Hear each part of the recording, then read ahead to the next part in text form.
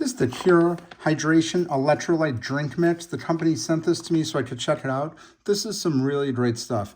It's gonna get you hydrated and has a really great tropical punch flavor to it. 14 pack here. You can see this is what one of the packs look like right here. Very easy to open.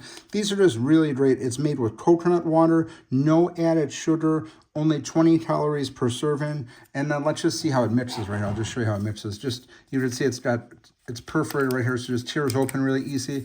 I put this in a bottle of water. It fit in a Fiji bottle. Also, I was able to pour it in there nicely. I'm just going to use it in this glass right here. This is 12 ounces of water right here. You should just see how it, just so you'd see how it mixes in here.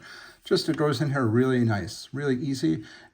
And then I just use this frother to mix it. So you see right here. Just mixes really well, and it just has a really great scent to it. You could smell it. It smells like the tropical punch flavor, and it just mixes really good here. So you'd see this is what it looks like once it's mixed, and just has a really great taste to it. You're gonna get all of your electrolytes from on here. What's nice about this, got a very short ingredient list. It doesn't have any crazy ingredients or things like that.